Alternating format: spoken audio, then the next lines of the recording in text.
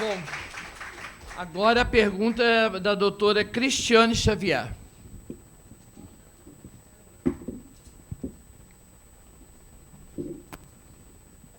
Bom, pode começar a contar o tempo? Dentro de todas as pesquisas que eu fiz, além da compilação idêntica dos dois candidatos, Pedro Struzenberg e Lúcia Xavier, que eu não consegui entender até agora, mas acredito que dentro da proposta dos candidatos aqui presentes, eu gostaria que os candidatos me explicassem, dentro do Conselho Consultivo, que também faz parte da proposta dos senhores, se vão seguir o exemplo de São Paulo, onde vão empregar mais 22 candidatos de ONGs, de representantes da sociedade civil, para integrar a Defensoria Pública espalhados pelo Estado do Rio de Janeiro, e dentro de uma proposta onde o Conselho da Defensoria que vai julgar, e não será de iniciativa do Defensor Público Geral, dentro de um organismo, dentro de um outro organismo, que é a Defensoria Pública, como é que isso vai ser instituído dentro da Defensoria Pública em razão de orçamento público? Um momento. Agora é o senhor Pedro, a resposta em primeiro lugar. Senhora defensora, eu... Mas tem um orçamento, dentro do orçamento, já aqueles que vão dar a proposta, o conselho vai votar. Nós vamos ter uma estrutura da ouvidoria dentro da estrutura da Defensoria Pública.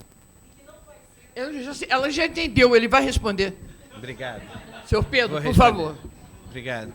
Primeiro, quer dizer que, de fato, a gente construiu esse processo e essa referência de um conselho para justamente a gente atender aquilo que a gente já mencionou nas primeiras falas, defensora, da pluralidade da sociedade civil, do conjunto de falas. Não tem um intuito, não tem uma referência de pagamento de prolabore, de pagamento de efetivação de funcionalidade, não tem esse tipo de custo. A gente da sociedade civil está acostumado a fazer parte dos conselhos de forma graciosa, de forma colaborativa, de forma responsável com a nossa função, também, que é também pública, né? Não na perspectiva governamental, estatal, não, por compromisso com a sociedade, com compromisso com a cidadania. Isso é parte do nosso tipo de atuação.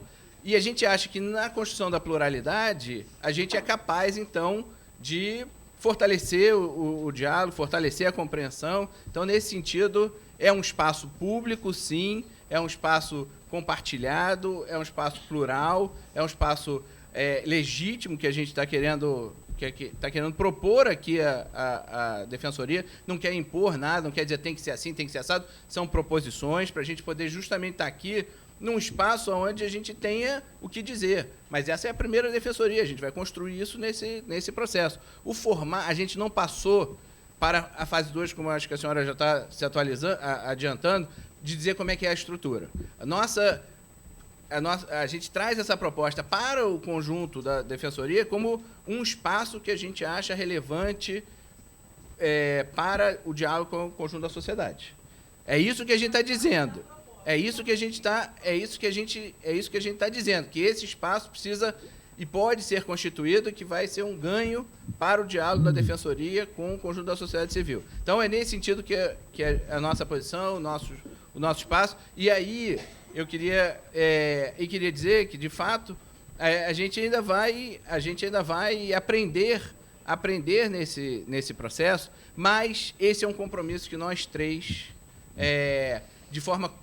e outras organizações que estão aqui, que construíram esse processo, entendemos como útil, oportuno, funcional. Então, tudo bem, Doutora Cristina, deixa ele acabar de falar, ele ainda está nos 5 minutos dele, por favor, tá? Sim, essa é a opinião da senhora, mas ele tem o direito de expor a dele. E não é um bate-boca entre a senhora e ele. Então, a senhora fez uma pergunta, ele está respondendo. Se a senhora não ficar satisfeita, a senhora se inscreva novamente e faça outra pergunta. Mas o que não pode é ficar esse bate-boca direto. Por favor, tá?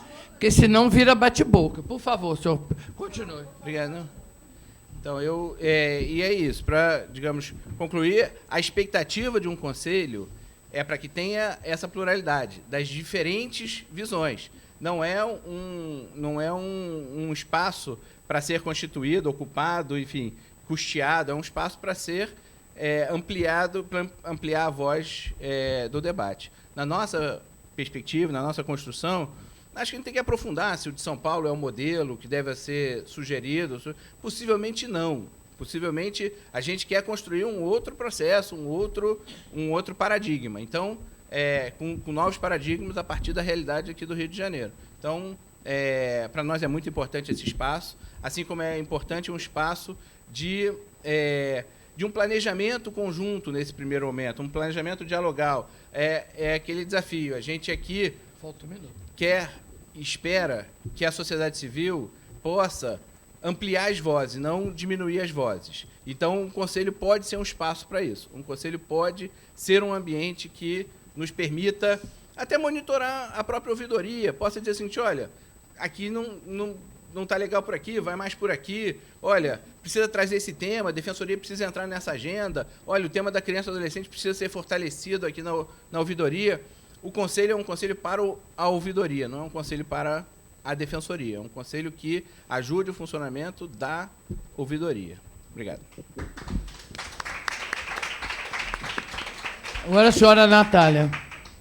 Então, A Cristiane, mesma pergunta. sim. Eu acho que a sua pergunta se está na nossa proposta uma equipe remunerada, é isso? Porque o documento também a senhora não entendeu a pergunta dela? Foi isso que eu entendi, mas é porque ela colocou que não era bem isso. Doutora Cristiane, então repita a pergunta, porque parece que ela não entendeu. Por favor, pode falar.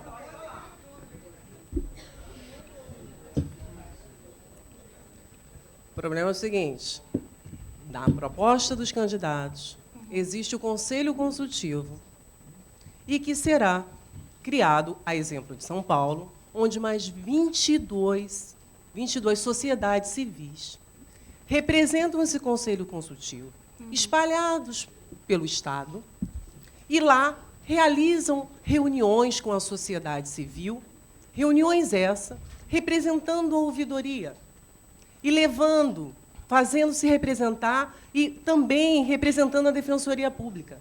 Então, eu gostaria de saber dos candidatos se igual modelo, da mesma forma, remunerado ou não, também vai ser adotado dentro do projeto dos candidatos. Pronto. Acho que agora eu entendi melhor. Entendeu, doutora senhora Sim. Natália? Bom, eu acho que não transferir a experiência de São Paulo automaticamente para o Rio, eu acho que isso nunca vai funcionar em nenhum tipo de experiência pode ser transferida automaticamente, no mesmo padrão, para um território, uma região que tem suas peculiaridades. Mas eu acho que um conselho de apoio à ouvidoria é fundamental.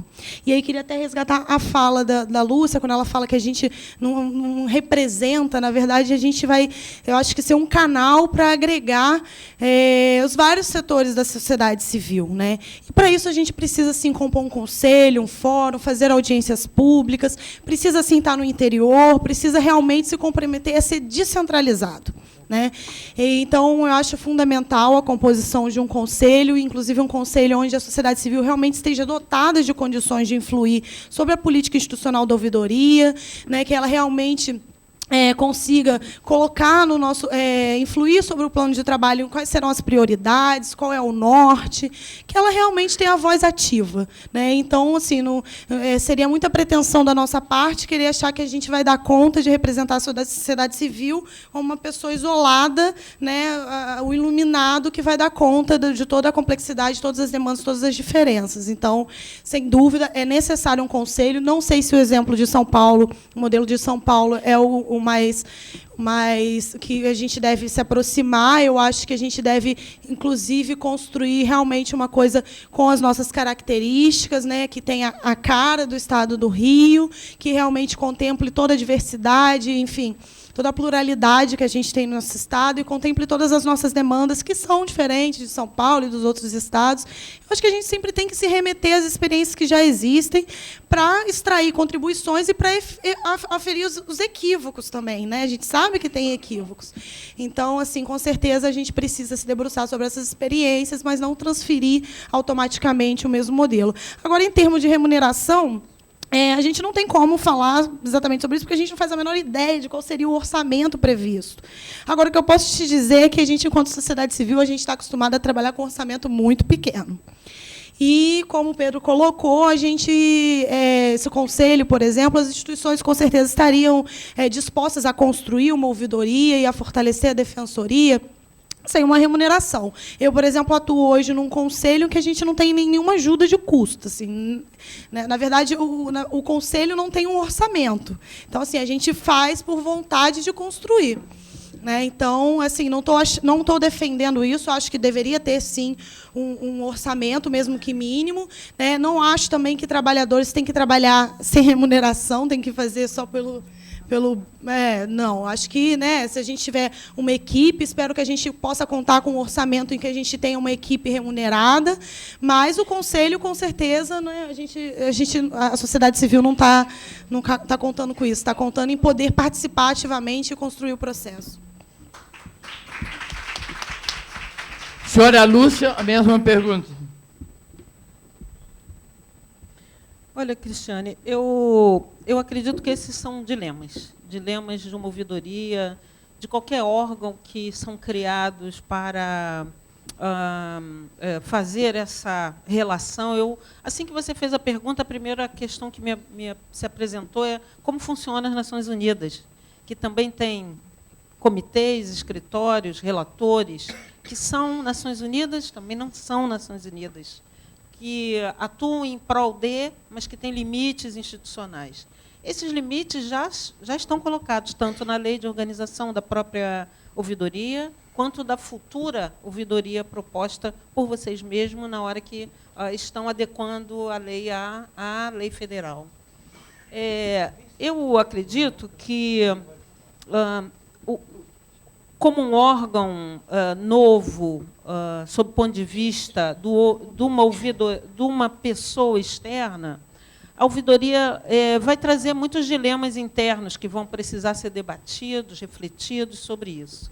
Mas, como disse tanto Pedro e Natália, para nós da sociedade civil, para nós desse campo de atuação em direitos humanos, conselhos consultivos são muito bem-vindos, não só porque precisamos ter análises, perspectivas, correções dos rumos da nossa própria proposta enquanto sociedade, mas também achamos que esses são espaços fundamentais para a comunicação, para a avaliação, para a prospecção futura de uma ação enquanto ouvidoria. Como isso vai dar, nós não sabemos. Como a palavra disse, é proposta. Essa proposta pode ser bem desenvolvida desde o momento que a própria defensoria entenda o papel, a função da ouvidoria e ajude a sedimentar esse processo, como pode ser descartada oficialmente, né? Mas ela não será descartada não oficialmente. Nós não podemos atuar sem ouvir a sociedade. E esse ouvir a sociedade significa construir espaços de reflexão, análise, com esse conjunto de organizações, com outros conjuntos de organizações que venham a debater e discutir o que a gente está fazendo. Eles serão empregados? Eu não faço a menor ideia. Não sei o que vai acontecer, porque nós não conhecemos a estrutura, nós não sabemos qual é o orçamento, quais são os funcionários, nós não sabemos se a ouvidoria tem sala, como funciona. Não porque não somos capazes de entender esse processo, é porque isso não está claro, não está evidente, não está anunciado. Qual é o espaço da ouvidoria, seu orçamento, estrutura, profissionais disponíveis. Nós só sabemos o seguinte: como ouvidores, ouvidoras, nós estamos centrados na principal cidade do Estado, mas a população está em todo lugar. Então, nós vamos ter que sair daqui, de trem, de carro, de ônibus, de avião, qualquer coisa, para falar com a população que nos chamar ou que nós acharmos que é necessário ouvi-los. Agora, a estrutura, isso é um processo institucional. E eu espero que tanto o defensor-geral como vocês saibam que é necessário uma boa estrutura de trabalho. Senão, vocês vão afogar a ouvidoria, né? Encher de cera esse ouvido logo no início. Então, é necessário garantir uma estrutura importante de trabalho. Agora, o tamanho, se são 22, 10, 15, E, sobretudo, na sua pergunta, tem uma outra questão que é também importante, que deve ser trabalhada por nós e pela sociedade. Nós não representamos a ouvidoria, a defensoria. Quem representa a defensoria são os advogados contratados para isso, o defensor geral. Nós somos, queremos ser ouvidores da defensoria, não defensores, representantes dessa instituição.